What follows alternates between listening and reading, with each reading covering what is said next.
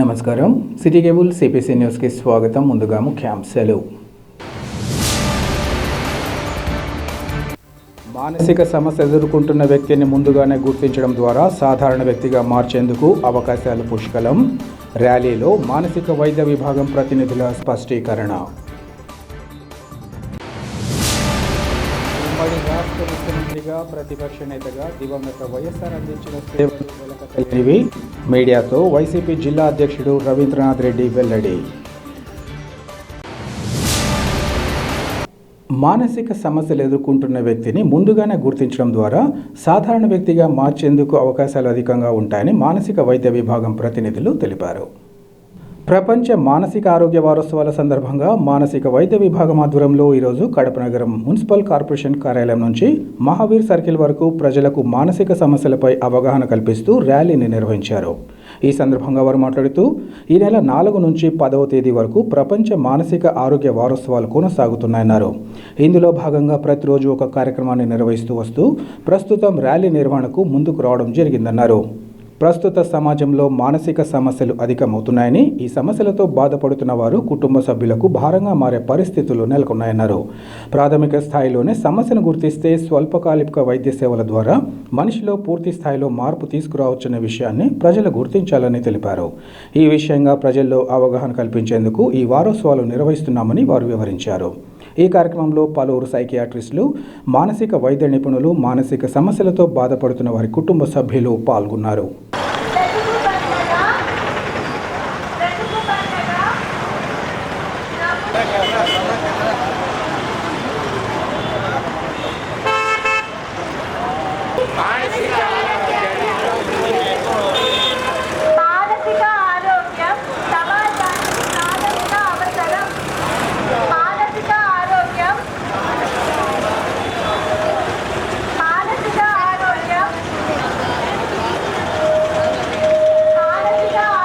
మానసిక ఆరోగ్యం సమాజానికి ప్రాథమిక అవసరం.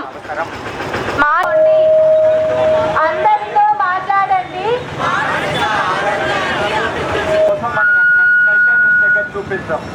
ట్రీట్మెంట్ ఉంది.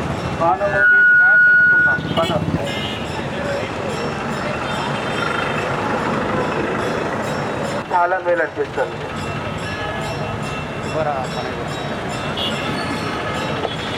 అర్జున్, ఏంట్రా ఈ పిచ్చి పని? ఒక అమ్మాయి ప్రేమించలేదని చెప్పేసి చనిపోవడం ఎంతవరకు న్యాయం చెప్పు? నువ్వు చాలా స్ట్రెస్లో ఉన్నావు అర్జున్. నీకు మానసిక ఇబ్బంది ఉంది.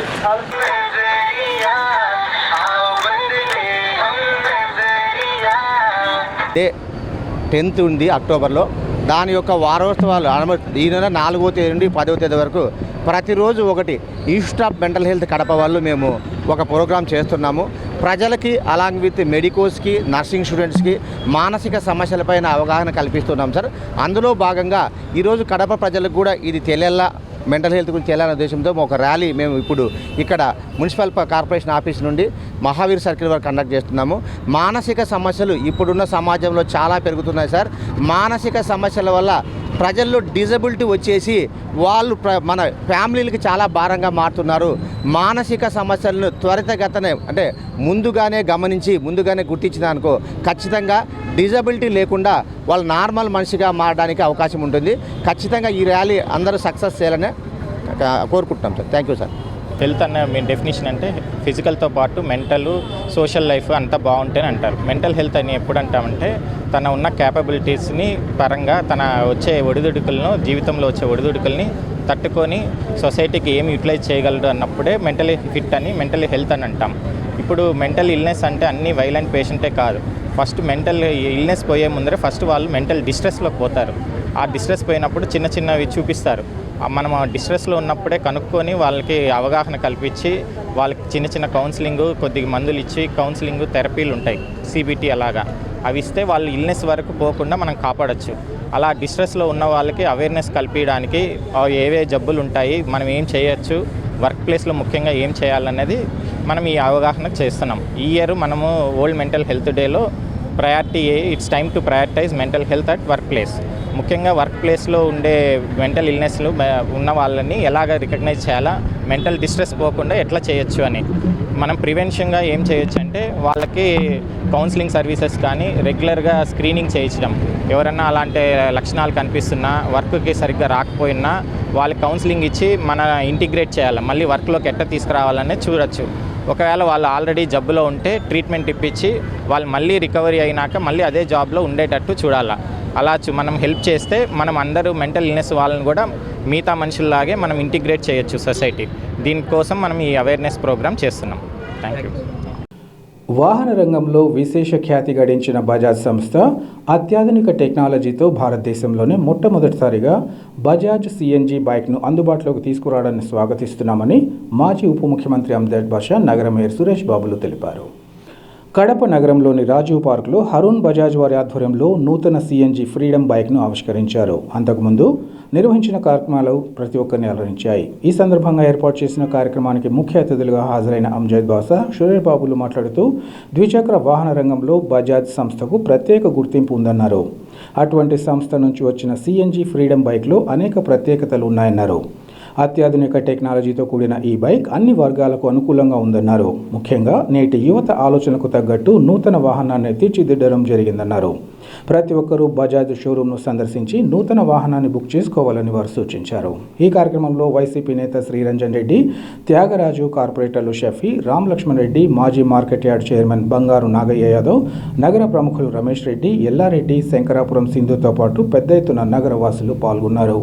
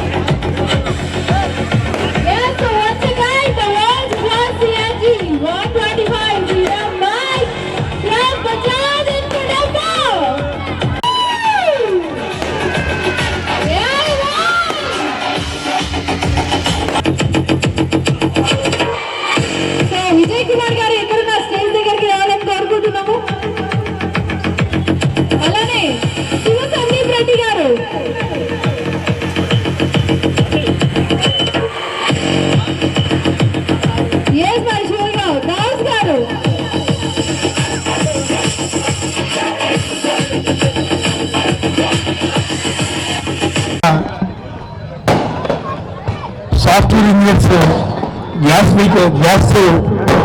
నడిచే వెహికల్స్ ఇచ్చినా కానీ దాని ప్రికాషన్స్ తీసుకోవాల్సిన ఆచరణ తీసుకోవాల్సినవన్నీ కూడా సరిగా లేక భారతదేశంలో ఇంప్లిమెంట్ చేయలేదు. కానీ ఈరోజు మన భారతదేశంలో అత్యధికంగా వెహికల్స్ అమ్ముతున్న 4 వీలర్స్లో కానీ 2 వీలర్స్లో కానీ ఏ వెహికల్స్లో కానీ బజాజ్ షోరూమ్, బజాజ్ వెహికల్స్ అగ్రగామిగా ఈరోజు భారతదేశంలో మొదట 2 వీలర్స్ వెహికల్లో టాప్ క్లాస్ సేల్స్ ఉన్న వెహికల్స్ బజాజ్ వెహికల్స్. అలాంటిది 2 వీలర్ సిఎన్జి వెహికల్ లాంచ్ చేస్తున్నారంటే ఒక తీరు ఆలోచన చేయాల్సిన యువత ముఖ్యంగా. ఈరోజు ఇంతకుముందు చెప్పారు, గ్యాస్ 1 kg 79 rupees, 3 kgs పడుతుంది. అలాంటి వెహికల్ భారతదేశంలో బజాజ్ రిలీజ్ చేయడం అనేది చాలా సంతోషం. నిజంగా ఇప్పుడే డెమో చూపించిన నాకు లోపల దానికి తీసుకోవాల్సిన ప్రికాషన్స్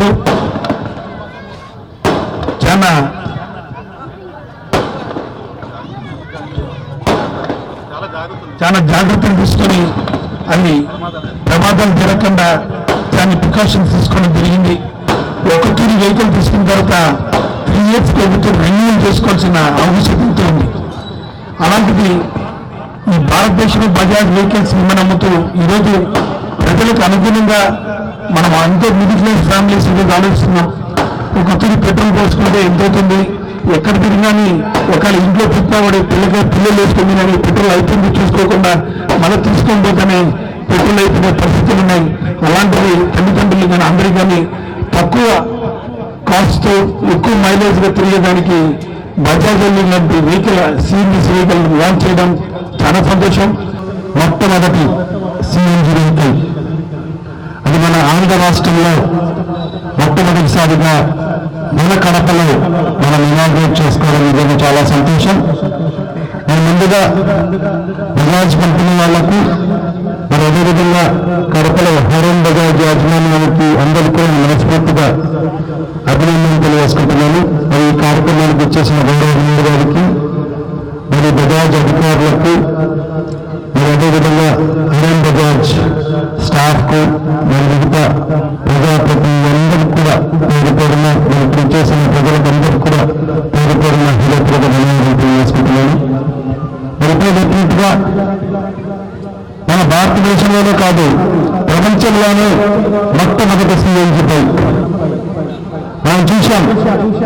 ఈరోజు పెట్రోల్ ధరలు మండుతున్న పరిస్థితిలో మరి ఈరోజు చాలా మంది కారు ఓనర్స్ తమ వెహికల్స్ ని పెట్రోల్ వెహికల్స్ నుంచి డీజిల్ వెహికల్స్ నుంచి సిఎన్జి వెహికల్స్ లోకి కన్వర్ట్ చేస్తున్న పరిస్థితిలో మరి ఈరోజు అవన్నీ కూడా అన్ఆథరైజ్డ్.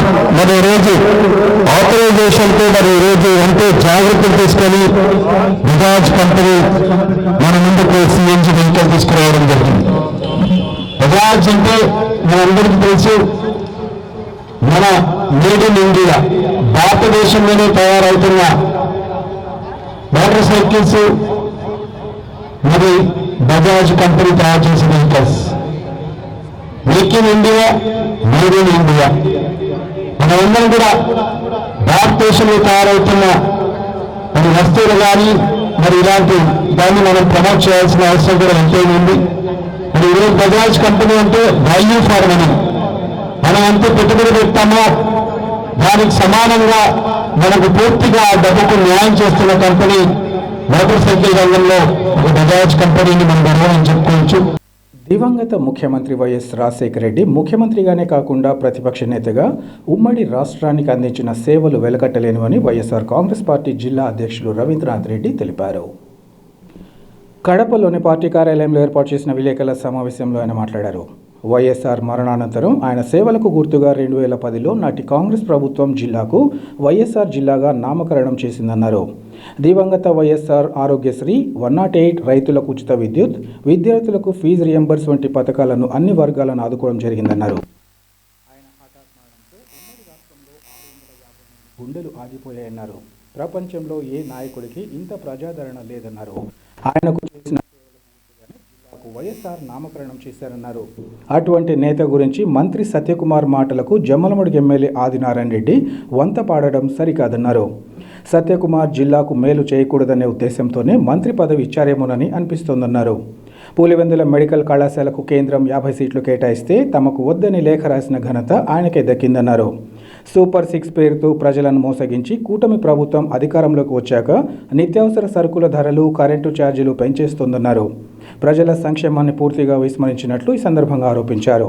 జమ్మలమడుగు మాజీ ఎమ్మెల్యే సుధీర్ రెడ్డి, ఎమ్మెల్సీ రామసుబ్బారెడ్డి పట్ల ఎమ్మెల్యే ఆదినారాయణ రెడ్డి వ్యాఖ్యలకు వారే సమాధానం చెబుతారన్నారు.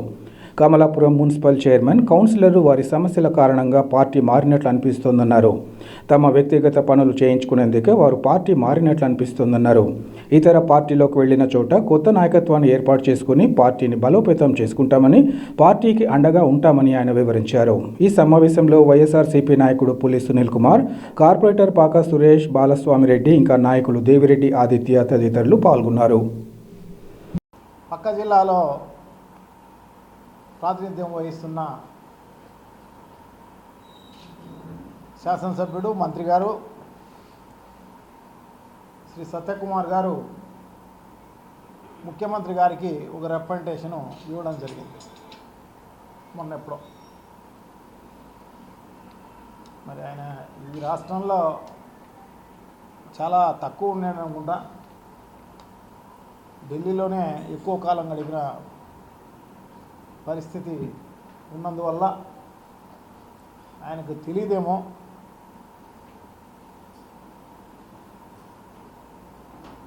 సో ఎందుకంటే వైఎస్ రాజశేఖర రెడ్డి గారు ఉమ్మడి ఆంధ్ర రాష్ట్రానికి ఆయన ముఖ్యమంత్రిగా ఉన్నప్పుడైతేనేమి, ప్రతిపక్ష నాయకుడిగా ఉన్నప్పుడైతేనేమి అనేక రకాలైన సేవలు ప్రజలకు చేసినందువల్ల ఆయనకు గుర్తింపుగా ఆయన పేరును అప్పుడు ఏకగ్రీవంగా తీర్మానించి పెట్టడం జరిగింది. అప్పుడు నాకు తెలిసి తెలుగుదేశం పార్టీ కూడా వ్యతిరేకించిన పరిస్థితి లేదు.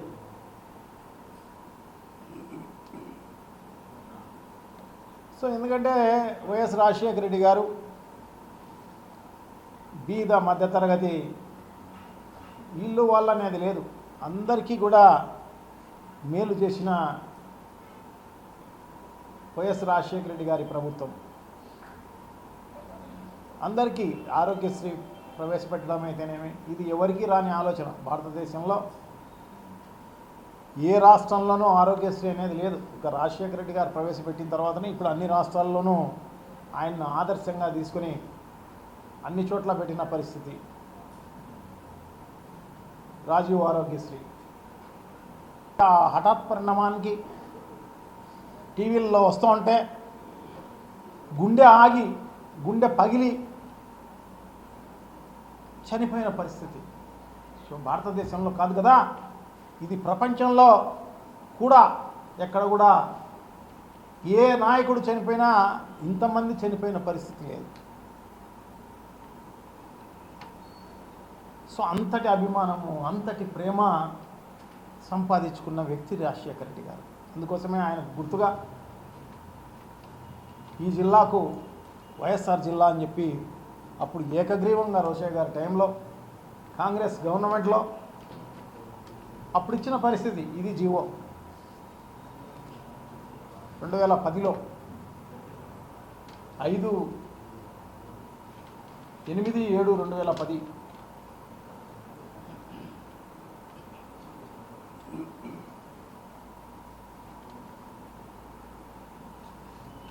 అప్పుడు ఇచ్చిన జీవో. సో అటువంటి దాన్ని మార్చి వేరే పేరు పెడతాము అంటే నిజంగా ఇక్కడ ఉన్న ప్రజలు ఎవరు ఒప్పుకునే పరిస్థితి ఉండదు అయితే అని నేను భావిస్తాను. వైఎస్ఆర్ కాంగ్రెస్ పార్టీ కార్యకర్తలు, నాయకులే కాదు, ఇక్కడున్న ప్రజలు కూడా ఖచ్చితంగా ఉద్యమించే కార్యక్రమం తప్పకుండా జరుగుతుంది. సో అటువంటి ఆలోచనలు ఏమన్నా ఉంటే మానుకునే కార్యక్రమం చేయవలసిందిగా వారికి విజ్ఞప్తి చేస్తున్నా. సో ఇది రోషయ్య గారి టైంలో ఒక్క కడపకే కాదు మార్చింది పేరు, ప్రకాశం జిల్లాకు కూడా పొట్టి శ్రీరాములు జిల్లాగా నెల్లూరు జిల్లాకు పెట్టడం జరిగింది. సో అందుకోసం ఇటువంటి ఆలోచనను మానుకోవాల్సిందిగా వారికి అందరికీ కూడా విజ్ఞప్తి చేస్తున్నా. మరి ముఖ్యమంత్రి గారికి కూడా విజ్ఞప్తి చేస్తున్నా, ఇటువంటి ఎవరైనా రెఫరెండ్ చేసినా కూడా పక్కన పెట్టండి అని చెప్పి తెలియజేసుకుంటూ. సో అదే కాకుండా జగన్మోహన్ రెడ్డి గారు రీసెంట్గా కూడా మొన్నటి ఈ 5 ఏళ్ల కాలంలో చాలా జిల్లాలు కొత్తగా వచ్చి పెట్టిన జిల్లాలకు అన్ని దానిలకు అల్లూరు సీతారామరాజు జిల్లా కావచ్చు, అంబేద్కర్ జిల్లా కావచ్చు, ఎన్టీఆర్ జిల్లా కావచ్చు. సో వాళ్ళ సేవలను బట్టి వాళ్ళకిచ్చే గౌరవం అది. సో జగన్మోహన్ రెడ్డి గారు ఆ రకంగా పెట్టడం జరిగింది. దసరా పండుగను పురస్కరించుకొని తమ వినియోగదారులకు వివిధ ఆఫర్లను ప్రకటించడమే కాకుండా 10 లక్షలు గెలుచుకునే అవకాశాన్ని కల్పిస్తున్నామని big C showroom branch manager Balaji తెలిపారు. ఈ మేరకు అందుకు సంబంధించిన వివరాలను ఆయన మీడియాతో వెల్లడించారు. గత 21 సంవత్సరాలుగా మొబైల్ రంగంలో ఆంధ్ర, తెలంగాణలో బిగ్ సి సంస్థ నెంబర్ 1 స్థానంలో దూసుకెళ్తూ వినియోగదారుల మన్ననలు పొందుతుందన్నారు. ఈ నేపథ్యంలో దసరా మరియు దీపావళి సందర్భంగా మొబైల్ కొనుగోదారులకు లభించని ఎవరు ఇవ్వలేని రీతిలో అద్భుతమైన ఆఫర్లను అందించాలని నిర్ణయించామన్నారు. అలాగే లక్కీ డ్రా ద్వారా 10 లక్షల రూపాయలను, కొత్త కార్లను, రాయల్ ఎన్ఫీల్డ్ బైక్లను గెలుచుకునే అవకాశం ఉందన్నారు. అనంతరం ఒప్పో సంస్థ జోనల్ మేనేజర్ రాఘవ పండుగ ఆఫర్లను ప్రత్యేకంగా వివరించారు. ప్రతి ఒక్కరూ బిగ్ సి పండుగ ఆఫర్లను సద్వినియోగం చేసుకోవాలని కోరారు. ఈ కార్యక్రమంలో షోరూం ప్రతినిధులు, Big C Mobiles area sales manager Pasupuleti Suresh, ఇంకా షోరూం సిబ్బంది పాల్గొన్నారు. హాయ్, నా పేరు బాలాజీ. కొత్త బస్ స్టాండ్ బిగ్ సి షోరూంలో నేను మేనేజర్గా పనిచేస్తున్నాను. మన దగ్గర వచ్చేసి దసరా అండ్ దీపావళి ఆఫర్లు స్టార్ట్ అయినాయి. ప్రతి ఒక్క మొబైల్ పైన ఖచ్చితమైన గిఫ్ట్ అనేది ప్రొవైడ్ చేస్తూ ఉన్నాము. గిఫ్ట్ అనేది కాకుండా ఇన్సూరెన్స్ కూడా మొబైల్కి 1 ఇయర్ తీసుకుంటే 1 ఇయర్ వచ్చేసి ఫ్రీగా ప్రొవైడ్ చేస్తున్నాము. దాంతోపాటు మన దగ్గర అన్ని ఫైనాన్స్ సౌకర్యాలు అవైలబుల్ ఉన్నాయి. Bajaj finance, TVS finance, HDB finance అన్నీ అనేది ఉన్నాయి. మీకు ఇన్ కేస్ సివిల్ స్కోర్ లేకపోయినా సరే 0 డౌన్ పేమెంట్లో మొబైల్స్ అనేది అవైలబుల్గా ఉన్నాయి. ఇక్కడికి వచ్చి మొబైల్ పర్చేజ్ చేయాల్సిందిగా కడప ప్రజలందరినీ కోరుతా ఉన్నాము. వార్తలు ముగించే ముందు ముఖ్యాంశాలు మరోసారి. మానసిక సమస్య ఎదుర్కొంటున్న వ్యక్తిని ముందుగానే గుర్తించడం ద్వారా సాధారణ వ్యక్తిగా మార్చేందుకు అవకాశాలు పుష్కలం. ర్యాలీలో మానసిక వైద్య విభాగం ప్రతినిధుల స్పష్టీకరణ. రాష్ట్ర ముఖ్యమంత్రిగా, ప్రతిపక్ష నేతగా దివంగత వైఎస్ఆర్ అందించిన సేవలు వెలకట్టలేనివి. మీడియాతో వైసీపీ జిల్లా అధ్యక్షుడు రవీంద్రనాథ్ రెడ్డి వెల్లడి. సిటీ కేబుల్ సిపిసి న్యూస్ ఇంతటితో సమాప్తం. నమస్కారం.